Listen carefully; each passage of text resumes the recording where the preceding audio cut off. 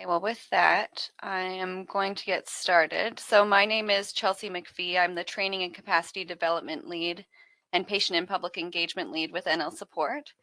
And I'm joining you today from St. John's, Newfoundland, the ancestral homelands of the Beothuk, whose culture has been lost forever. I would like to respectfully acknowledge the island of Uktahumguk as the unceded traditional territory of the Mi'kmaq. I would also like to respectfully acknowledge Labrador as the traditional and ancestral homelands of the Innu of Nitassinan, the Inuit of Nunatukavut, and the Inuit of Nunatsiavut. Within and outside of our unit's work, we strive to be responsible stewards of the land and to respect the cultures, ceremonies, and traditions of all who call it home to ensure that we are improving things for the generations to come. And we'll hear more about the efforts of the broader Memorial University community today to work in the spirit of reconciliation with the many Indigenous peoples of this beautiful province. So with that said, I'm extremely pleased to be joined today by Dr. Paul Adjei, Interim Associate Vice President, Indigenous Research at Memorial University, for what is the 5th session in our 2023 Research Design Series. So Dr. Adjei has very kindly agreed to tell us about Memorial's Research Impacting Indigenous Groups policy and the lessons learned through the continued implementation of that policy over the last few years. But before I turn it over, I just want to go over a few housekeeping items. So the first thing is that this session is currently being recorded, and we do record our webinars so that we can make them available on our website after the fact for anyone who might have missed the session or who wants to revisit it. And I'm going to go quickly over the functionality of WebEx webinars in case anyone is unfamiliar. So first, you can turn on closed captioning by clicking the CC button at the bottom left-hand corner of your screen if you wish to do that. You can also change your view or your layout by clicking the layout button at the top right-hand corner of your screen. You can raise your hand or do a thumbs up by clicking either the hand or the smiley face buttons at the bottom center of your screen. But please note that in this webinar format, you can't unmute yourself. So if you have a question that you'd prefer to speak aloud when we come to a question period at the end of the presentation, you can raise your hand and I'm able to unmute you in that case. Otherwise, you can access the chat at the bottom right-hand corner of your screen, and there will be an opportunity for, as I said, for questions at the end of the session, at the end of the presentation. So you can definitely feel free to use the chat to pose those questions. So with that, I'm going to stop sharing, and I will turn it over to Dr. Adjei. Okay.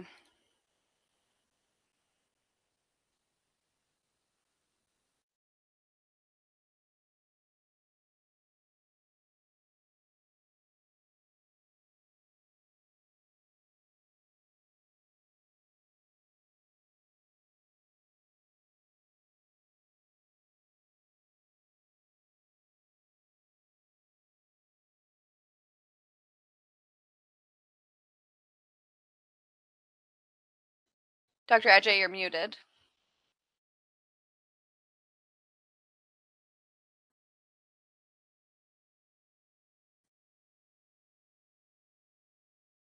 No, unfortunately, you're still muted.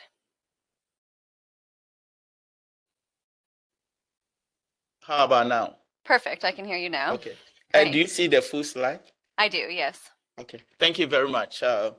Thank you for the opportunity to have this conversation. First of all, I will begin with the land acknowledgement. I know that you've already done, but I think that protocol also requires that I repeat that. I respectfully acknowledge that I am a guest to the lands on which Memorial University campuses are situated, and the lands are in the traditional territories of diverse indigenous groups. I acknowledge with respect the diverse histories and the cultures of the Beothuk, Mi'kmaq, Innu, and the Inuit of this province. And I think that, as you will bear me out, it has become a common practice in many of our gatherings that we begin all ceremony or all gathering with land acknowledgement, and which is something that is very important. But the question that we need to ask ourselves is, what does land acknowledgement really mean for us? Is it something that we are doing it as a symbolic gesture, or is something that we consider as a call to action?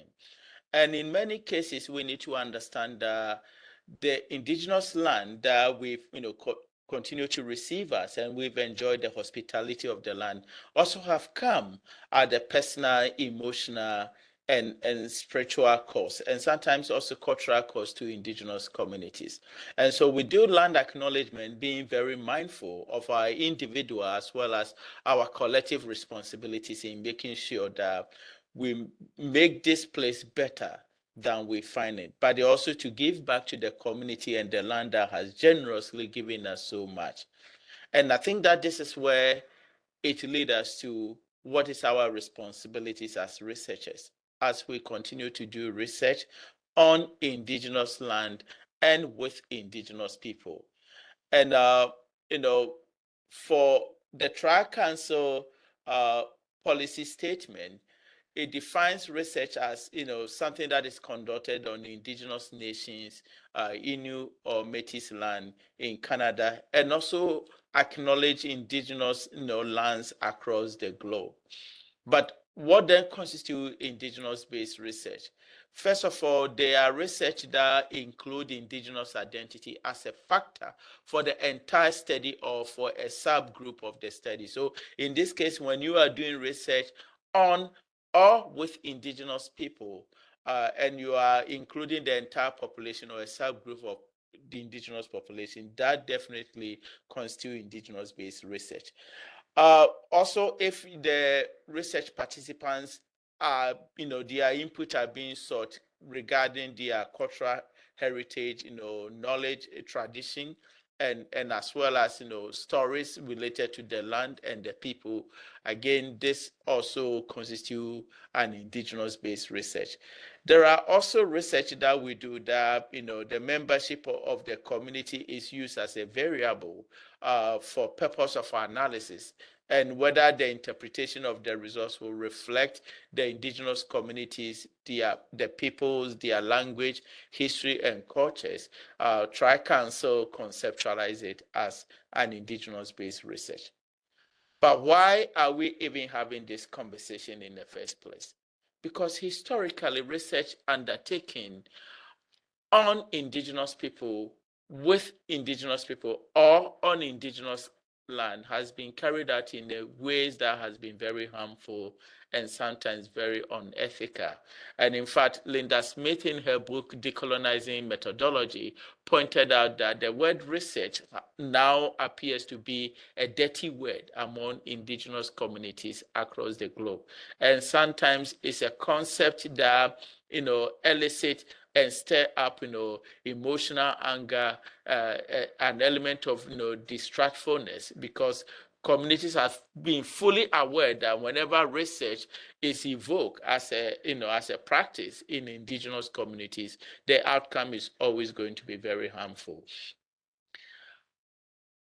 However, the Truth and Reconciliation has called for a new and better ways of engaging researchers, engage research in indigenous communities and on indigenous land. And we talk a lot about the Truth and Reconciliation report and what it really means for us as individuals and for us as a community. But there are key issues that I think we need to flag at when we talk about the Truth and Reconciliation. And the first element is that remember that it is not just reconciliation. There is also element of truth. And we cannot discard truth in the pursuit of reconciliation. And what is the truth here? The truth here is that notwithstanding the postmodernist interpretation that truth has multiple meaning, one thing that cannot be discarded is that research has been harmful to indigenous communities. Despite the fact that many researchers have built their careers, their academic careers at the expense of indigenous communities, most research done on indigenous land and with indigenous communities, the outcome has been very harmful and in many ways have been used as a form of weapon. Research has been weaponized to deny and sometimes reject the humanity of indigenous people. This is something that we cannot contest against when we are talking about reconciliation. It must be reflected every time in our conversation. A second element that we need to think about when we talk about truth and reconciliation is that the true definition of reconciliation is not having to say sorry for the second time. And this is an important element. For reconciliation to be very meaningful, it means that as an individual and as a group, we need to engage in a mechanism to ensure that history does not repeat itself, that the historical harm that has been done to indigenous people and indigenous communities is not repeated again. Put it differently, if 50 years to come, the next generation are to revisit the things that have been done since the Truth and Reconciliation released its report. Are they also going to write another reconciliatory report highlighting the harm that we've done between now to the next 50 years? And the answer is, it's possible if we are not willing to learn from the harm that has been done in the past and make sure that we don't repeat it. And the third element of reconciliation is that it is not possible unless we acknowledge and address our collective implications and complicities about the harm that has been done in the past. It is easier and quicker for us to, judge history and talk about the harm that has been done in the past without realizing and without acknowledging that the harm is an uncontinuous project. The harm is still being repeated. And that is an element that as a researcher, we need to also be mindful. And here, Elder Wilma Goss, talk about the fact that those who did harm do not have the right to define it or define the solution to redress it. That the definition of the harm and the solution to the harm must at first be the property of those who have experienced it. And this is where the RIIG policy become important.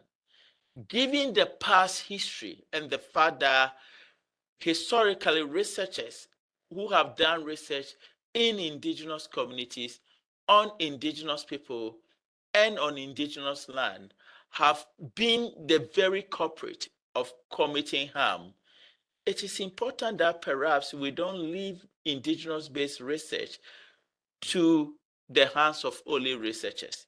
In other words, indigenous communities are saying that there is nothing about us without us anymore. If you are going to do research on indigenous communities, with indigenous people, and on indigenous land, then it is very important that indigenous people have a voice in how the research is supposed to be undertaken. Now, this is where we need to unpack what reconciliation really means to us. I know that since the release of the Truth and Reconciliation report, there have been several efforts within universities and even among researchers to make sure that we do something different. But the point is that if we are going to build on a weak foundation, then that cannot constitute progress. That among the indigenous people of Africa, there is a saying that when one stands at the edge of a cliff, any step backwards is progress. What it means is that sometimes when we are thinking about progress, progress could also mean stepping back and reflecting on our action.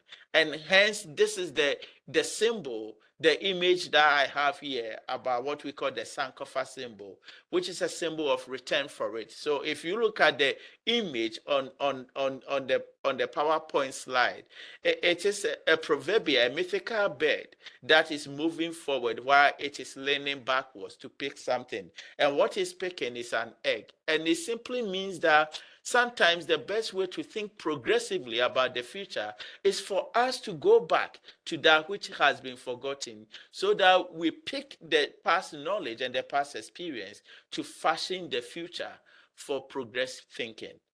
And so this is where it's important for us to think about what will be the anti-colonial and decolonized approach to research involving indigenous people and indigenous land. That means that we need to think about respectful relationship, respectful and ethical collaboration and partnership in all aspects of the research, paying a particular attention to indigenous protocol of engagement. And this is basically what the Research Imparting Indigenous group is trying to introduce as a policy at the university. How do we engage in an ethical research involving indigenous people from the beginning in order to create a stronger and more respectful and reciprocal outcome? To accomplish that, Memorial University introduced the Research Imparting Indigenous Group Policy. And the intended of the policy is to invite researchers to think differently about how we engage in research work. Now, how has research in the past been undertaken? Initially, if we want to do research, we come up with a research idea. Either we go to the library and read other research that have been done, or sometimes in a conference and research idea occur to us. And then we proceed to write our research proposal and submit it for funding. And if we are very fortunate to receive the funding, then we go to indigenous communities with the idea that we've received research grant and this is what we expect from you. That is not a research that is built on partnership, because we've already determined the outcome before we even enter into communities. The Research Imparting Indigenous Group Policy is basically saying that if you are going to do a research on indigenous land, in a research that involves indigenous people, then there is what we call an agreement in principle. And basically what agreement in principle is saying that, have you engaged the communities right from the concept development phase? To what extent are communities involved in the thinking behind the research idea? Because sometimes what we think are beneficial research to communities are not what communities actually expect from us as researchers, because communities have their own needs. And wouldn't it be better if researchers right from the beginning engage communities about the research ideas that they have, allow communities to also provide feedback, allow communities to also suggest that, yes, your research here, you want to study waters, but at this material moment, maybe our research need is to understand the health outcome decisions that we make as communities and how it is impacting us.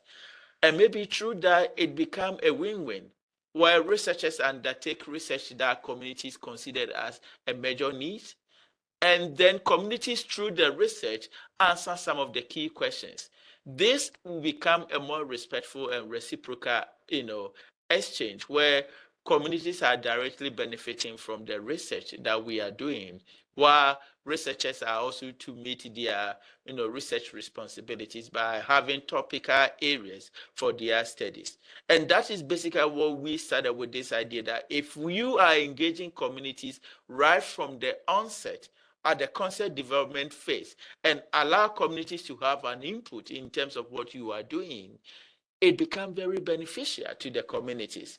And so we came up with the policy idea that this is the mechanism through which we want you to engage communities. Now, remember that the agreement in principle, to use the words of Kelly Ann, is not a transactional relation. And there's a meaningful difference between engaging communities right from the concept development phase and reaching out to communities as a form of transaction. What is the difference? Here is what let me give you a perfect example of how a research undertaking can be transactional or can be the true definition of community engagement. Imagine for a case that you have a neighbor who don't say hi to you, they don't speak to you, they don't say hello to you. And the only time you will see this neighbor around your place is when they have something to sell to you or when they need something from you. That become a transactional relation. You only need the person when there is something that you want from them. It's not about, hello, I am so and so. I know I am your neighbor and I'm just coming to say hello. Now think about it for a moment. Some of us have been doing research, indigenous-based research, for the past 10 years. And yet, not on one occasion have we entered into some of these communities and say that I'm just here as individual, as somebody affiliated to Memorial University, and I'm there to introduce myself, know what I'm doing or what I do, and just want to build a relationship. For indigenous communities, relationship building is everything. In fact, everything begins and ends with relationship. Now, be mindful about the history of strangers always showing up in indigenous communities. And the outcome has oftentimes not been very positive for indigenous communities. The outcome has been very, very toxic, and in some cases has resulted in a harm that throughout history, indigenous people are fighting and working to, weed themselves out of some of this relationship that has occurred. And so we as researchers, we shouldn't take it for granted the importance of building that relationship with communities, that there is something respectful about the engagement when researchers build the relationship from the start, from the bottom up, enter into communities initially with this idea that I want you to know more about me, just as I want you to learn more about the communities, and build that relationship from that place onwards. And I can tell you for a fact that there are faculties and researchers from Memorial and students from Memorial University who have done something similar, and the outcome has even resulted in a relationship that started initially from a simple trying to introduce themselves to now a multi-million-dollar research project that they are doing with communities. And this is what community expect from us. Now, we also need to understand that when it comes to the evidence of engagement with communities, who we reach out to communities are very important. Because for indigenous communities, the respect that they have for protocol and for elders and leaders are really important, because elders have a specific role. They are sort of the cultural custodians of the community. They are there to look out for communities' interests. They have a responsibility. Don't think about those authority that elders have as something to lord over the people, but rather a responsibility that they have not only for the present generation, but also for the future generation. And that is why it's important that when you are making an engagement in communities, who you reach in the community and who claim to be speaking for indigenous communities is equally important. You can't meet the first person that you find in a community and claim that this is the person that you want to speak for and to make a decision on behalf of the communities. This is very important. Also, be very mindful that communities always have a right to refuse engagement. In other words, when communities tell you that, well, we think what you are doing is important, but it is not what we consider as our top priority at this moment. I think as researchers, we need to respect that. Again, this is the element of what truth and reconciliation means. The right of communities to choose to participate in what we are doing, and their right to also to refuse participation. In each case, it has to be respected. And this is something that on a personal level, I always keep struggling to understand. Even as a Memorial University, as a community, we know and we value the importance of research. But if you want to conduct research among faculty members or among students or even among memorial researchers and staff, I can tell you that the fact that we value research and see research as important, it doesn't mean that people are going to just open the door for you to do research. You follow through certain protocol, and even in that, people have right to refuse to participate in the research. So I still don't understand why sometimes researchers have this sense of entitlement that they can get into indigenous communities, do whatever they want to do, and should not be held accountable in the name of operating under academic freedom. It's something that I'm still struggling to understand. Now, why was the RIIG policy introduced? The RIIG policy was introduced to bring a cure to some of the challenges that we had. But we also acknowledge that Memorial University was the first university, in terms of officially on record, to have a policy of that nature. Until that time, when we started coming up, when the inaugural, associate vice president in the person of Marx, were trying to start this idea of coming up with a policy, we try to look around to see if there's any reference point from any other university within Canada that we can go to and learn from, the policy they have. And we realized that there was nothing of that nature. In fact, the only university that had something similar was the University of Otago, from Australia. And so we felt like this is a sort of a groundbreaking policy. We were charting into a new territory. And the whole process of building the policy in 2018, where we received over 2,000 feedback after extensive consultation with both indigenous communities and memorial communities across, all of them were open to this idea that the policy was something that was going to be very good. But we also understand that when we, roll out the policy in 2020, it felt like we were flying a plane while we were still building it, because there were a lot of unknown. We were charting into an unknown territory, and there were, minimal expectation of what the outcome is going to look like. So normally when you introduce a policy at the university, you have 2 years of implementation, 4 years of implementation before you can even consider revising it. But because we knew we were charting new grounds, we decided that 18 months after implementation, we will come back to the drawing board. But I did mention that we know the RIIG policy appeared like we were building a plane while flying it. But I also said that it felt like we were not only flying the plane while building it, but we were flying it through a storm. And the storm here was the COVID pandemic. We rolled out the policy in the middle of the pandemic where the rest of the globe were not sure in terms of what is unfolding. And so there were a lot of things that initially we promised we would do when we implement the policy that we couldn't do. One area was the element of providing extensive education and information about the policy. We acknowledge that we could have done better, but the circumstances and situation did not make it possible.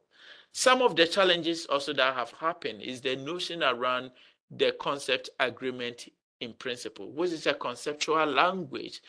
And the way we understood it from a research point of view were sometimes different from how indigenous communities understood it.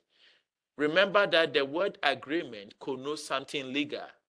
So when you send your application or your proposed idea to communities with the expectation that the communities will agree in principle, there were central questions about what our community understood, or what is the community's interpretation of what agreement means. And more importantly, how do I enter into an agreement with somebody that I basically know nothing about? So the agreement in principle was something that was misunderstood right from day one. The second aspect was that people treated the agreement in principle as a transactional relation. Instead of the means to an end, it became an end to itself. And we've had situations where researchers receive agreement in principle and community never heard anything about the research again. So something that was supposed to start with a relationship building and a relationship and engagement that is supposed to be ongoing throughout the life cycle of not just the researcher, but also the researcher and their relation to communities. It became an end to itself. And that became something that was very toxic. So it's something that we've learned through, in terms of the RIIG policy and its enrollment. There has also been misunderstanding of the use of the word asserted right to the land claims. Initially, when we introduced the policy, the rationale behind was that we didn't want a situation where researchers are saying that, well, this land, belongs to the federal government. When actually an indigenous group is actually making a claim to those territory. And so we use the word asserted right within the context. We didn't imagine that there could be a situation where communities themselves are actually fighting over the same territory. And therefore, when a community have an asserted right, so let's say that two communities have asserted right over a particular piece of land, who do you consult in the RIIG policy? Now, the policy was clear that in situations where there are two or more communities, the researcher is supposed to consult all. Well, here is the problem. What if one community feel like the others don't have right? Well, by asking researchers to consult both communities, we were sort of legitimizing claim that a community is making or not making. And in the process, the policy that was supposed to strengthen our relationship with communities became a sort of a weapons that were being used. And that is something that we've learned through the process. There is also expectation in student-based work. Must student doing course-based that require community engagement, do they need an agreement in principle? Well, pedagogically speaking, yes, it's part of the teaching process. But I think that there is something that we could have done better in terms of the mechanism through which we could support students in terms of the procedure related to course-based work, and it's something that we've learned. There's also the genuine issues about this troubled sense of entitlement that some people in the academy have without thinking about what it means to have academic responsibility. So we talk about, people talk about the academic right and their freedom to do whatever they want to do. Well, there is nothing like a blank, check of academic freedom. It is always called for academic also responsibility. In other words, our freedom should be matched and exercised in tangent with our academic responsibilities. And it's some of the challenges that we've engaged. There is also inadequate resources to support researchers, sometimes in the initial community engagement, something that we've acknowledged has been a major issue that we need to think around. So since the beginning of last year, I have been, my office have been asked to engage in extensive community consultation to receive feedback with the goal of using the feedback to revise the policy. So far, my office have met 12 indigenous groups, and all of them, we met them in person. And this means that we've traveled through West Coast to Labrador to meet, various indigenous groups to secure their feedback, areas that they see as strength and areas that they think we could improve. Internally, and in some cases, we've met some of the group several times. That's why you see the 12 groups, being listed here.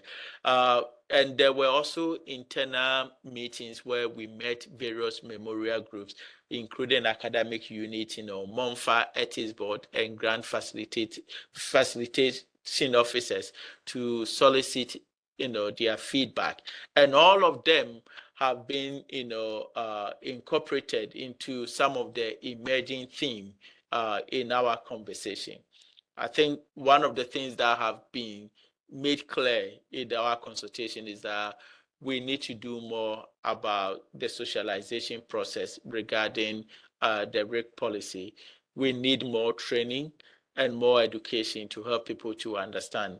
We need to add, resources and tools to assist researchers to understand what the policy really means. There should also be, there were calls for internal funding to support researchers to help them to do an initial community engagement. In other words, could we set up some of the internal funding mechanism with the focus of helping researchers and building their capacity for building indigenous relationship? There is also a clear case of indigenous communities are not positioned the same. Some are well organized and have even an office that deal with research. Others don't have it at this moment. So there is an important need for us to think about, providing some sort of support system for indigenous groups. We also need to think about updating our website and providing communication tools that can help people. There was also the issues around policy and language, clarity. We've already talked about the clarity of the AIP, why it is very important for us to maybe either shift away from agreement in principle, because if the focus is about engagement and how we can secure community consent, then maybe we need to look for a different word.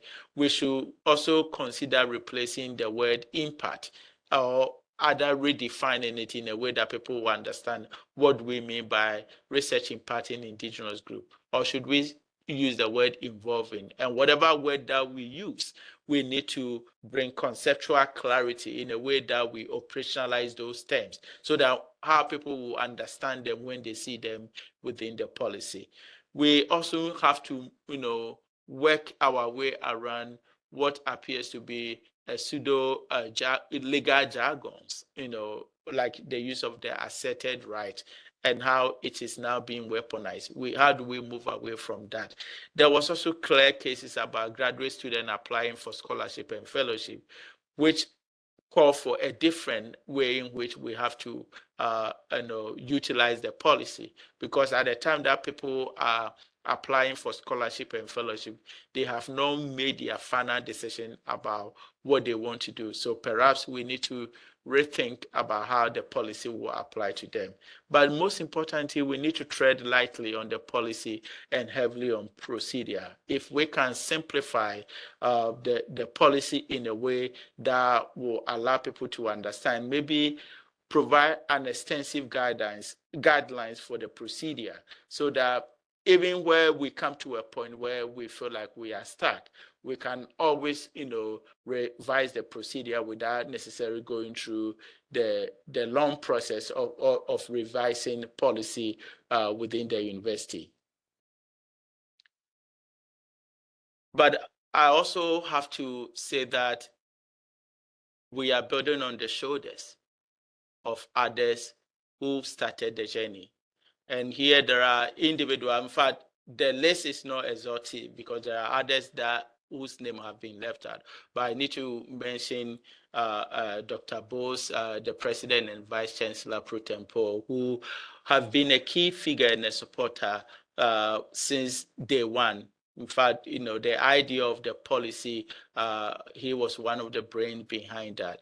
I also need to thank the current, Vice President Research, my direct boss in the person of Dr. Tana Allen, who has also been a key supporter.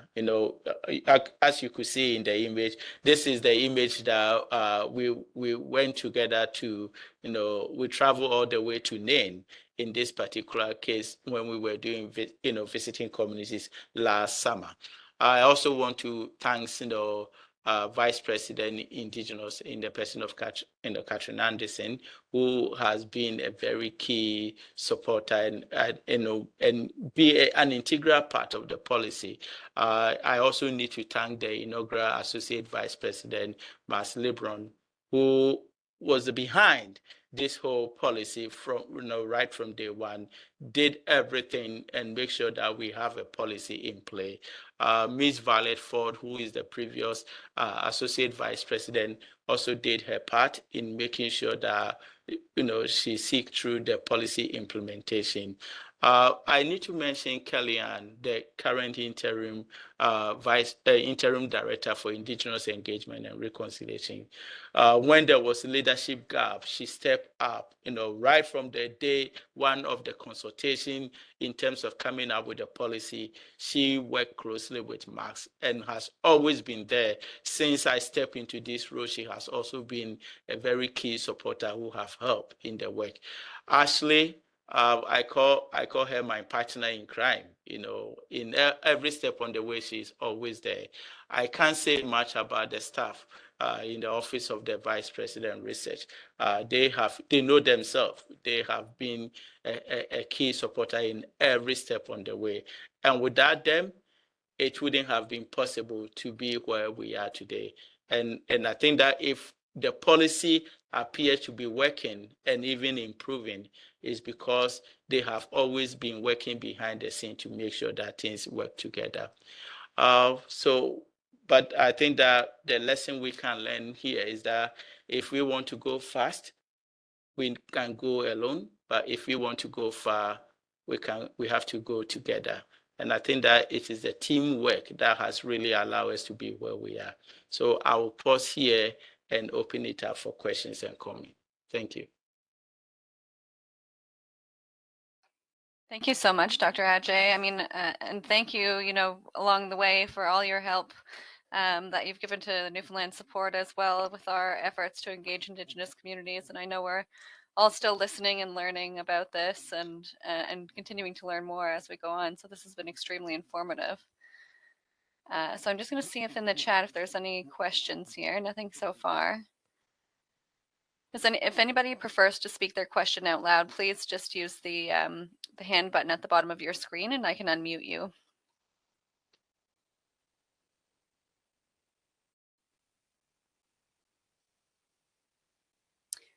Well, I have a question to get us started, I guess. Sure. So you mentioned about about flying the plane through the storm, and I just wondered if, because certainly in our own efforts, we experienced that throughout COVID, many of the Indigenous communities in the province just didn't have the capacity to engage in some of the work that we're doing because they were really focused on the health and well-being of their communities. So did that result in maybe less research that tested this policy, I guess, in those early years? It did tested a policy, but I think it's also, and I'm glad, Chelsea, you are raising this point in terms of how in the middle of the pandemic, community leaders were thinking about the general well-being of their communities, bearing in mind how history has always unfolded, for Indigenous communities. Anytime there is a pandemic, there is a particular way in which it's taken up, because in the past, pandemic itself has been used as a weapons to decimate Indigenous communities. And so there were key questions and concerns that community have when COVID was unfolding. But in the midst of all this, we also have researchers who somehow think that our research topic is actually the most important thing and everything else needs to stop. So there were instances where researchers were just sending research application to communities. And now I need to mention that if procrastination is an Olympics game, it's a guarantee that those of us in the academy will always win gold medals because we always wait for last minute. And that was something that was happening where researchers wait till the deadline is getting closer, then they will send research applications to communities, expecting whatever communities are doing to put it on hold and read their application and give feedback. So yes, COVID presented a key challenge, to the policy and tested in terms of people's resolve about whether they will work with the policy or not. Part of it is because it was no fault of anyone. Communities have their hands full because they were dealing with pandemic. While researchers also saw that, well, this could also be an opportunity for them to undertake their research work. And it indeed tested the policy in many ways. Thank you. Yeah.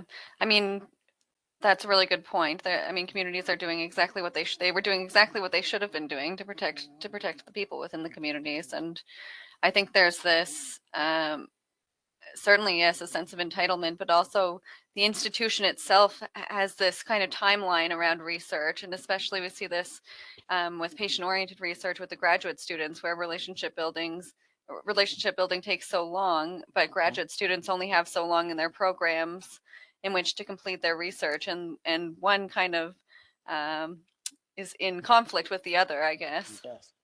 And Chelsea, to add to that, I think that what the RIIG policy did was not actually to introduce a problem, but to disturb and interrupt a pattern of wrong things. Because in the past, researchers wouldn't have needed to consult communities in the first place. They would have gone ahead and applied for their funding. And when they receive the funding, before they even think about communities and their involvement. So what the policy did for the first time is to tell researchers that no, you cannot apply this, you cannot submit for this funding unless you get an agreement in principle. So for some researchers, it came as a rude interruption of what they see to be business as usual.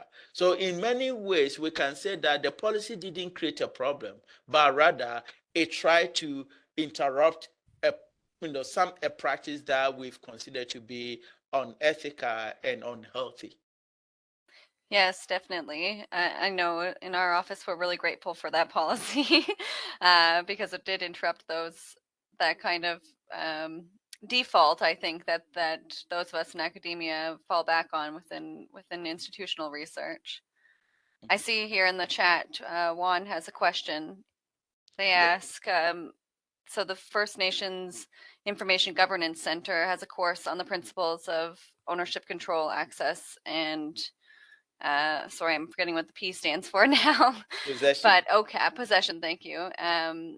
Would it be useful for a researcher that plans to work with Indigenous peoples, states, lands, etc., to take that course? I found it very useful and informative myself. Yes, and then I will also confirm that it's very, very, important. In fact, one of the things that we've done from the Office of the Vice President Research is to make sure that all staff have an opportunity of enrolling in the OCAP principle. I myself have done that, and I think that it will be very beneficial for researchers, not because of the principle of helping researchers understand the importance of ownership, control, access, and possession, but the history that it provides, the background that it provides to researchers to understand why certain things are as it is, and why, if we are really thinking about the true meaning of reconciliation, then we can't do business as usual. So I would strongly encourage other researchers to be able to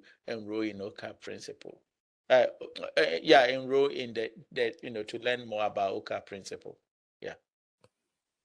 Perfect. Are there any other questions related to that or anything else? I know as well the First Nations University of Canada has some very good online content about trauma-informed relationship building and that sort of thing. So that's useful for folks to check out as well if they're just starting on this journey. And Chelsea, I will add that I think that there in the long run, what the RIIG policy is preaching is not simply an ethical and responsible research in Indigenous communities. In fact, there's one faculty member within Memorial who is well respected in the West Coast and also in Labrador because of extensive history that this individual have had with Indigenous communities, to the extent that now communities themselves go out of their own to seek funding and then ask this individual to work with them. So I've had several times engaged in conversation, and at one point I was having a conversation with this individual, and I wanted to find out, why do you try to go beyond what this policy asks you to do? And she said something that was very remarkable. She said that, for me, it is not even just about engaging Indigenous communities. It is what we call proper research. The research, being mindful that there are certain things that you cannot do, and there are certain things that you are expected to do. And that is the true definition of what research is about.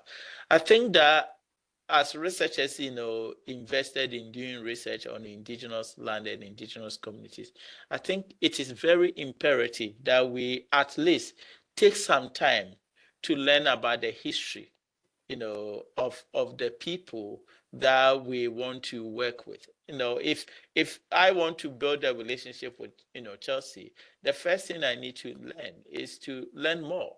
In my community, we have a proverb that, when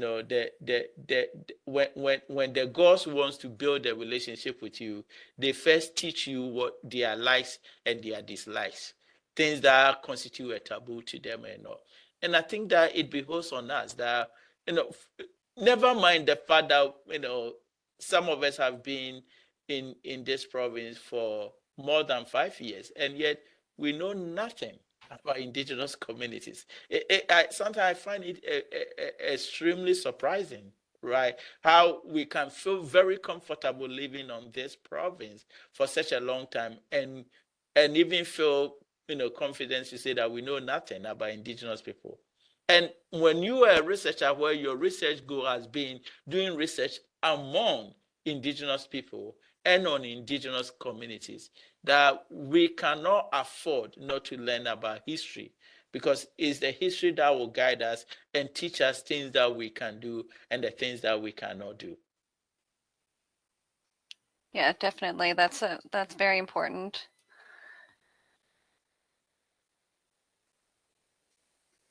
Are there any other questions from those attending?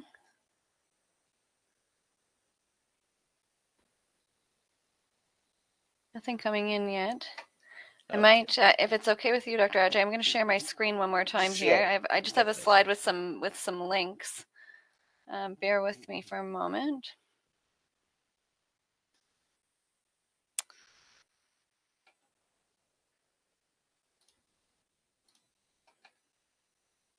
And by all means, while I'm doing this, if someone does come up with a question, please feel free to raise your hand or pop it into the chat. I'm still keeping an eye on that. Okay, can everybody see that? Just a couple links I wanted to share. Really, first of all, I want to say thank you so much for this, Dr. Adjei. I think that, you know, for myself at least, it's certainly been an exercise in reflection, as it always is when I consider the RIIG policy and engaging with not just Indigenous communities, but with anybody really. This is really very near and dear to what we do here at Newfoundland Support. So I really appreciate you taking the time to speak to, you know, our audience here about this and helping them to learn more about it. I do want to just reiterate that the presentation will be available on our website in the coming weeks for those of you who want to review it. I know I myself would like to review some of those slides and those excellent quotes that you had. I also have up here our Facebook link, so please, by all means, follow us on Facebook or visit our website to stay up to date on our upcoming training sessions.